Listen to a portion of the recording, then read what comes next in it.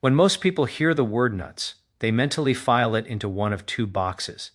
Either it's healthy snack or it's high-calorie danger food. And that binary thinking is exactly where confusion begins, because nuts are not a single category in the biological sense, and they are certainly not a single category in the nutritional sense. A walnut is not a peanut. A raw almond is not a sugar-glazed cashew. Lumping them together is like calling every liquid water and assuming it will hydrate you the same way. Nature doesn't work in generalities, it works in specifics. Each nut carries a different biochemical signature, different fats, different minerals, different effects on inflammation, blood sugar, and even cognition. Some stabilize energy, some spike it and crash it, some quietly nourish the brain, others train your dopamine system to crave more and more. The mistake we make is assuming that because something is called a nut, it must behave like every other nut in the body. But your body is not impressed by labels. It doesn't care what the grocery aisle says. It only responds to molecular reality. Is this fat inflammatory or protective? Does this snack signal satiety, or does it trigger compulsion? Does it support long-term cellular health, or does it quietly accelerate metabolic strain? These are the questions your nervous system is answering every time you eat, even if your conscious mind isn't asking them. And this is where psychology quietly enters the room. Food is not just fuel, it is information. Every bite tells your brain a story about safety, scarcity, pleasure, and control. When you reach for a handful of heavily roasted, salted, sweetened nuts, you're not just consuming calories, you're engaging a reward loop. The crunch, the salt, the sugar, the oil coating, these are engineered to bypass your natural satiety mechanisms. They make it easier to keep eating than to stop. Compare that to a handful of raw walnuts or plain almonds. They don't shout, they don't sparkle. They ask you to be present. You feel their texture. You notice when you've had enough. They respect the body's ability to self-regulate. This difference matters far more than people realize, because the modern health crisis isn't just about nutrients, it's about agency. It's about whether your choices are being made by your prefrontal cortex or by a hijacked reward circuit. Some nuts strengthen your ability to choose. Others quietly erode it. The phrase healthy food is often treated as a moral badge, but it's more accurate to think in terms of alignment. Does this food align with your biology? Does it cooperate with your long-term goals? Does it reduce friction in your system or increase it? A nut rich in omega-3 fats communicates something very different to your cells than one drenched in industrial seed oils and sodium. One reduces inflammatory signaling in the brain. The other amplifies stress pathways. One supports memory formation, the other trains impulsivity. These aren't abstract ideas, they're chemical conversations happening inside you. And here's the philosophical pivot. Every time you eat, you are voting for the kind of body and mind you will inhabit tomorrow. Not in a dramatic overnight way, in a quiet accumulative way, the kind that shapes energy levels, emotional stability, and clarity of thought over years, the kind that determines whether your future self feels resilient or brittle. When we say not all nuts are created equal, what we're really saying is that small choices compound. The difference between a nut and this nut becomes the difference between intention and autopilot. Most people don't fail at health because they lack discipline. They fail because they've been taught to think in categories that are too crude for a complex organism. They're told nuts are healthy, so they stop paying attention. And in that moment, awareness gives way to habit. But awareness is power. Once you understand that each nut carries a different message to your body, you stop eating on mythology and start eating on meaning. You begin to ask better questions. How is this prepared? What was added? What does this do after the flavor fades? You move from passive consumer to active participant in your own biology. That shift alone changes behavior more effectively than any rule or restriction ever could. Because rules create resistance. Understanding creates alignment. And alignment is what sustains change. You don't need to fear food. You don't need to obsess over it. You only need to see it clearly. When you stop thinking of nuts as a single thing and start seeing them as distinct tools, some blunt, some precise, you regain the ability to choose with intention. Every handful is a message to your future self. Make it one worth receiving. Once you accept that nuts are not morally good or bad, but biologically distinct, the next step is to confront an uncomfortable truth. Some of the nuts people consume most often are the ones most likely to work against them, not because they're poisonous, not because they're forbidden, but because of what has been done to them and what that does in return to your mind and body. The modern food environment doesn't simply offer you food, it offers you engineered experience. Many of the nuts that fill shelves today are no longer expressions of nature, they are products of optimization, optimized for crunch, for sweetness, for shelf life, for repeat purchase. They are designed to be eaten quickly and in quantity, not slowly and with awareness. Take heavily salted peanuts, for example. On paper, peanuts look harmless. They contain protein, they contain fat, they're affordable, they're everywhere. But once they're roasted in refined oils and coated in salt, their psychological effect changes. Salt dulls your internal braking system. It masks satiety. It encourages just one more handful. You don't stop because you're full. You stop because the container is empty or your hand gets tired. The body experiences this as a mild stressor. Blood pressure nudges upward. Thirst increases. The brain associates the experience with reward and stimulation rather than nourishment. Over time, this trains a subtle expectation. Food is supposed to excite me, not sustain me. Then there are honey-roasted or sugar-coated nuts. These blur the boundary between snack and dessert. They deliver fat and sugar in a combination that rarely exists in nature. The result is not simply higher calories, it is a neurochemical spike. Dopamine rises, craving follows. The body doesn't register "I've eaten." It registers "I want more." What makes these foods dangerous isn't their occasional presence, it's their psychological profile. They condition behavior. They turn eating into an automatic response rather than a conx. IO's act. They teach the brain that nourishment should come wrapped in stimulation. Candied pecans, glazed cashews, spiced nut mixes, these are less about nuts and more about narrative. They tell you a story, indulgence disguised as health. You're still eating nuts after all. That story lowers your guard. You eat them in contexts where you would never reach for candy. At your desk, in the car, between classes, the label whispers permission while the chemistry quietly erodes restraint. And then there are oil-roasted mixed nuts. These appear neutral, even responsible. No sugar, no candy shell, just a blend of healthy foods. But look closer. They are often roasted in low-cost industrial seed oils that oxidize under heat. This changes their biological behavior. The fats become inflammatory. The body now has to manage oxidative stress instead of receiving nourishment. The tragedy here is subtle. You think you're choosing wisely. The body experiences friction. These foods don't make you sick in a day. They make you tired in a year. They make focus harder, mood flatter, energy less stable. They don't shout, they whisper. And the whisper is this: let the environment decide for you. Psychologically, this is the real cost. When food becomes engineered to override internal signals, you lose practice listening to yourself. Hunger becomes confusing. Fullness becomes ambiguous. Eating becomes detached from bodily awareness. You begin to eat it yourself instead of with yours. Elf. Philosophically, that matters, because self-trust is built through small acts of alignment. Each time you notice, "I've had enough," and stop, you reinforce agency. Each time a food bypasses that moment, agency weakens. Not dramatically, gradually. The worst nuts, then, are not the ones with the highest calorie count. They are the ones that train you to stop paying attention. It's important to say this clearly. These foods are not sins. They are not failures. They are part of a world that prioritizes profit over physiology. You didn't invent them, you inherited them, but awareness changes the relationship.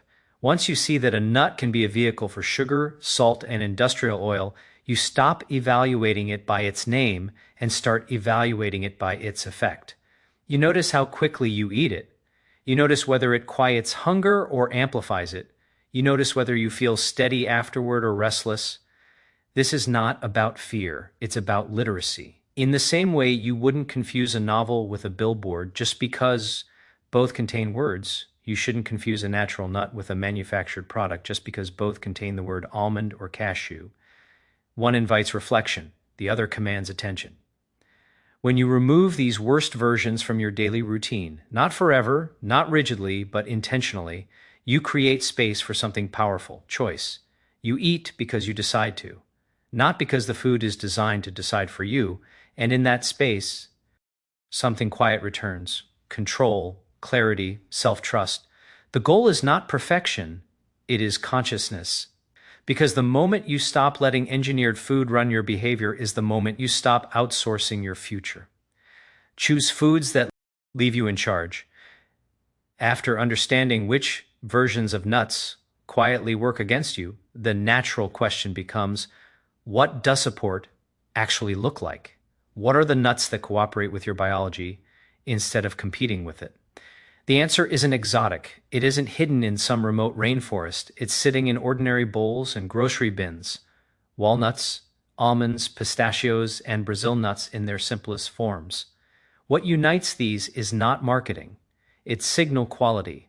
They send clear, stabilizing messages to the body. They don't shout. They don't spike and crash. They communicate in a language your nervous system understands: steadiness. Take walnuts. Their shape famously mirrors the brain, but the symbolism goes deeper than novelty. They're rich in fats that the brain uses structurally. When you eat them, you're not chasing a rush. You're providing building material. The effect is subtle.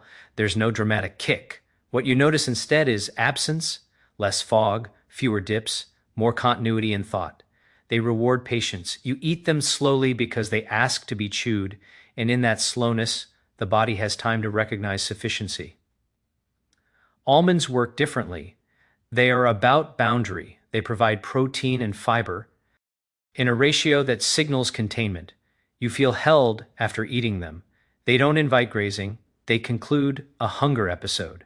Psychologically, that matters. Foods that end a craving rather than extend it restore your sense that hunger is finite and manageable. Pistachios introduce something else: participation. Because they often come in shells, they require engagement. You open, pause, eat. That tiny ritual reintroduces friction, and friction is what modern eating lacks. It gives the mind a chance to catch up with the body. It turns consumption back into an act rather than a reflex. Brazil nuts, though small in number, embody sufficiency.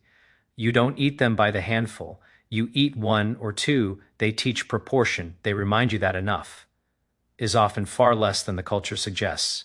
These nuts share a trait that processed versions lack. They respect your internal signals. They don't override hunger cues. They don't encourage dissociation. They don't ask you to disappear into them. Instead, they collaborate from a psychological perspective. This is profound. Foods that stabilize blood sugar stabilize attention. Foods that reduce internal volatility reduce emotional noise. You feel more present after eating them, not more driven. This is why the best nuts don't feel dramatic. They feel quietly supportive. They integrate into your day without demanding to be the highlight of it. They're not entertainment, they're infrastructure. And infrastructure shapes behavior over time. When your snacks leave you steady instead of restless, your choices downstream change. You reach less for quick fixes. You're less reactive. You become slightly harder to hijack, not because you're disciplined, but because you're regulated. That distinction matters. Discipline is brittle. Regulation is resilient. The body prefers predictability. When it knows that energy will arrive smoothly, it stops panicking. Cravings soften. Impulses slow. You begin to experience hunger as information instead of emergency. This is what the best nuts really offer: not nutrients in isolation, but context. They place eating back inside a coherent narrative of care. They don't compete with your attention, they accompany it. Philosophically, this shifts your relationship with nourishment. Food becomes less about control and more about collaboration. You're no longer trying to outwit your appetite or suppress it.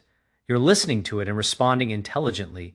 In a world that trains speed, these foods train pacing. In a culture that rewards stimulation, they reward stability. In an environment built on excess, they model sufficiency. That modeling is not abstract, it becomes embodied. You start to recognize the difference between I'm hungry and I'm bored. You notice when eating feels like care and when it feels like escape. You become attuned to how your mind behaves after you eat. This is not obsession, it is literacy. Just as reading changes how you see language everywhere, Awareness changes how you experience food everywhere. You begin to sense which choices expand clarity and which compress it. The best nuts are not magical. They do not fix everything, but they are allies. They reduce noise, they restore rhythm, they allow the body to do what it already knows how to do. And perhaps most importantly, they do this without spectacle. They don't demand admiration, they don't perform, they simply work. In a culture addicted to extremes, that humility is radical because the future of your health will not be built on dramatic gestures. It will be built on quiet, repeated alignments, on choices that feel small in the moment and immense in retrospect. Every time you choose a food that leaves you steady, you practice being the kind of person who thinks clearly under pressure. Every time you choose nourishment over stimulation, you vote for a mind that is harder to manipulate. Every time you eat with intention, you reinforce the idea that your body is not an obstacle, it is a partner, and that partnership compounds. The best nuts do not promise transformation. They invite coherence, and coherence is where change actually lasts. At this point, a pattern should be emerging. The difference between what helps you and what undermines you is rarely the ingredient itself. It is what has been done to it. The nut is only the beginning. Preparation is the translator between nature and your nervous system.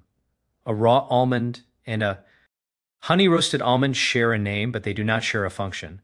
One enters the body as nourishment, the other arrives as entertainment. One stabilizes, the other stimulates. And that difference is created not by biology, but by process. Processing is not inherently evil. Cooking is a form of processing. Roasting can enhance flavor and make certain nutrients more available. The problem arises when preparation stops serving the eater and starts serving the market. When the goal shifts from how does this support the body to how do we make this irresistible, that shift changes everything. Salt is added to intensify. Sugar is added to seduce. Oils are added to carry flavor and extend shelf life. Suddenly, what began as a simple food becomes a delivery system for compulsion. The nut is no longer the message, it's the disguise, and the body knows the difference. Your physiology evolved in a world where sweetness was rare, salt was precious, and fat was hard-earned. Those signals once meant survival. Now they are everywhere. When they arrive together in concentrated form, the brain doesn't analyze, it reacts. It treats the moment as exceptional, worth repeating, worth pursuing. This is not a moral failure, it is a biological reflex. What changes the outcome is not willpower, it is context. Preparation determines context. A raw or dry roasted nut offers information without distortion. It allows hunger and satiety to speak. You taste, you chew, you sense when enough has arrived. A flavored, oil-coated version speaks over those signals. It fills the sensory field so completely that the body's quieter messages are drowned out. This is why people often say, "I can't stop once I start." It's not because they're weak. It's because the food was designed to make stopping unnatural. Understanding this restores dignity. You stop seeing self-control as a character trait and start seeing it as an environmental outcome. When the environment respects your biology, regulation feels effortless. When it exploits it, regulation feels heroic. Reading labels becomes an act of sovereignty, not a chore, not an obsession. A simple question: what story is this food telling my body? Is it saying, here is steady energy? Or is it saying, pay attention to me? Look at the ingredient list. Is the nut alone, or is it accompanied by sugar, syrups, flavorings, industrial oils, and sodium? Each addition is not just a flavor, it's a signal, a direction, a tilt in how your nervous system will respond: raw, dry roasted, unsalted.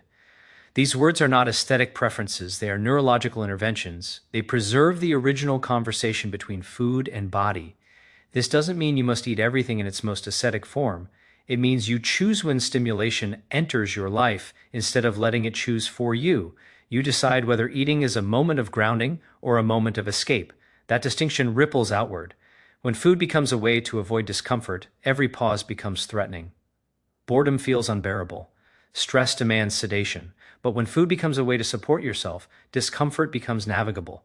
You remain inside your own experience. Preparation determines whether eating removes you from the present or returns you to it. Raw nuts require attention. You notice texture, you feel resistance, you engage. Even lightly roasted, unadorned nuts maintain this relationship. They are companions, not captors. This is why changing how food is prepared often changes behavior without effort. People who switch from flavored snacks to simple ones often report something surprising. They don't miss the old versions as much as they expected. The intensity fades, the palate recalibrates. What once felt dull begins to feel clean. The nervous system learns a new baseline, and in that recalibration, something subtle happens. You become less reactive not only to food, but to life. You begin to tolerate neutrality. You rediscover that not every moment must be amplified to be meaningful. That is a philosophical shift. It moves you from a stimulation-driven existence to an intentional one, from chasing peaks to cultivating stability, from being managed by impulses to managing your attention. Preparation becomes practice. Every time you choose a form of food that respects your internal signals, you practice listening. Every time you choose simplicity over seduction, you rehearse discernment. These are not dietary skills, they are life skills, because the same brain that learns to pause before another handful learns to pause before another reaction. The same awareness that notices I'm full begins to notice I'm overwhelmed or I'm drifting. This is how small choices become structural. You are not just choosing what enters your body, you are choosing what kind of relationship you have with desire. Do you meet it with curiosity or compulsion, with awareness or avoidance, with authorship or autopilot? Preparation is where that choice becomes visible. You don't need perfection. You don't need purity. You need clarity. A simple nut, left mostly as it is, becomes a reminder that your body already knows how to regulate when it is not being overridden. That hunger can be trusted. That enough exists. And once you remember that, you stop asking food to solve problems it was never meant to solve. You let it do what it does best, support life. Everything else begins there. The way you prepare what you eat teaches your mind how to meet what you feel.